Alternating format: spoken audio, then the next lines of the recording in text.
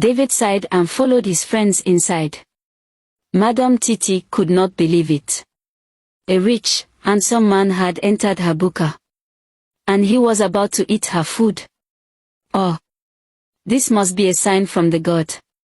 She quickly wiped her hands on her wrapper, rushed forward, and flashed her biggest, fattest smile. "Welcome, my handsome brothers," she said sweetly. "What can I serve you today?" David's friends didn't waste time. "Give us pounded yam and egusi soup. Put goat meat. Big one. Madam Titi, I want jollof rice and fried fish. Extra pepper, please." Then, David spoke.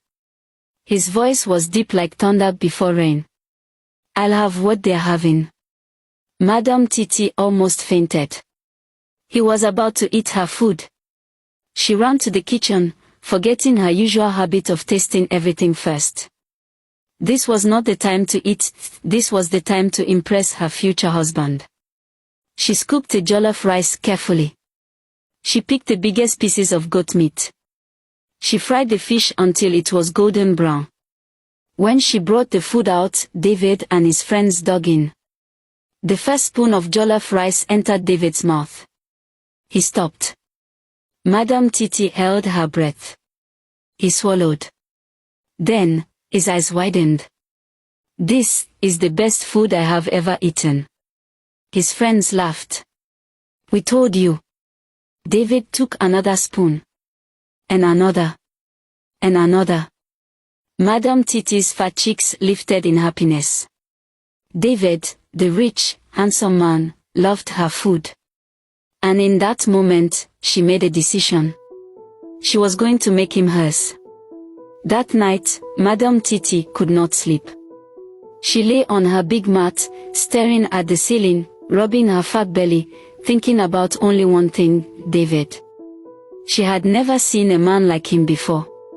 All the men she knew were either rough farmers, loud fishermen, or greedy traders who came to her buka just to eat and live. None of them ever looked at her twice. None of them ever asked, "Madame Titi, how are you today?"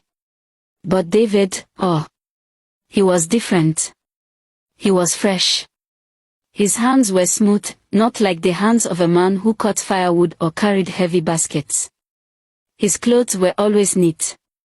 His hair was fine, shining like coconut oil. And the way he ate her food, oh! She could still see him licking his fingers, his eyes closing in happiness. She wanted him. But how could she get him? No man had ever chased her before. No man had ever admired her big cheeks, her thick thighs, her strong arms. She knew what people said behind her back. "That woman is too fat. Who will marry her? She eats more than all her customers. She is as round as a mortar and as big as a water drum." Madame Titi clenched her fat fingers. They could laugh all they wanted. She was going to get David. And she knew exactly what to do. A long time ago, when Madame Titi was just a young girl, she was not fat. She was round, yes, but not like now. She had a mother who cooked the best food in the village. People traveled from different places just to taste her mother's meals. And her mother always told her, "Food is power, my daughter. If you know how to cook well, you can make anyone do what you want." Madame Titi never forgot those words. She watched her mother closely. She learned how to cook everything, jollof rice, egusi soup, pepper soup, even the special love porridge that made people weak in the knees. And then one day, something happened. A rich chief came to their house. He wanted to marry a young, beautiful wife. Madame Titi's mother prepared a special meal for him. After he ate it, he refused to leave. That was the day Madame Titi learned the truth. Her mother had a secret. She knew where to find a powerful love potion, a potion that could make any man fall in love and never leave. Madame Titi never forgot that secret. And now, she was going to use it. For David. The next morning, before the sun even woke up, Madame Titi tied her wrapper tightly, picked up her biggest basket, and started walking. She was going to find the medicine man. She was going to get the love potion. And soon, David would be hers. No matter what it took. Madame Titi walked deep into the forest. The trees were tall, the air was cool, and the ground was soft under her feet. Birds sang in the trees, but Madame Titi did not stop to listen. She had only one thing on her mind, David. She had not been to this part of the forest in years. The last time she came, she was just a little girl, following her mother. But she still remembered the way. She followed a narrow path, pushing past thick bushes, stepping over tree roots, until she saw it, an old mud house with a small wooden door. The medicine man's house. She took a deep breath and knocked. Knock. Knock. No answer. She knocked again, harder this time. Knock. Knock. Knock. The door creaked open. Inside, it was dark. A strong smell filled the air, something bitter, something strange. And then, she saw him. The medicine man. His skin was wrinkled like old leather.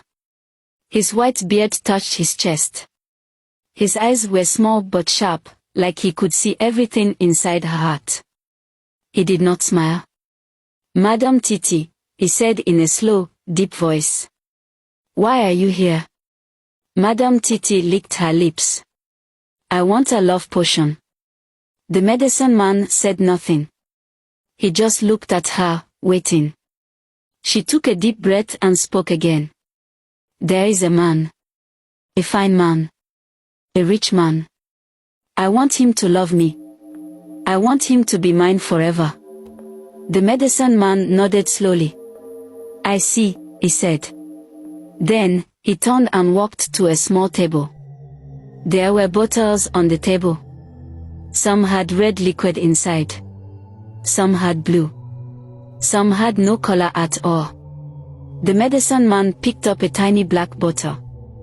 "This," he said, shaking it, "is what you need." Madame Titi's fat fingers trembled as she reached for it. "How does it work?" she asked. The medicine man smiled for the first time. His teeth were yellow, like old corn. "Put 3 drops in his food," he said. "Before he finishes eating, he will love you. Before the next morning, he will not be able to stay away from you. And after 3 days, he will belong to you forever." Madame Titi's heart jumped in happiness. She grabbed the bottle, held it close to her chest, and gave the medicine man a big, fat smile. "Thank you," she whispered. The medicine man's smile disappeared. "Be careful," he warned. "Love made by a potion is not real love. If he ever finds out what you did, his heart will break forever." Madame Titi laughed. "He will never find out," she said. "Never." And with that, she turned and walked away, back to her restaurant,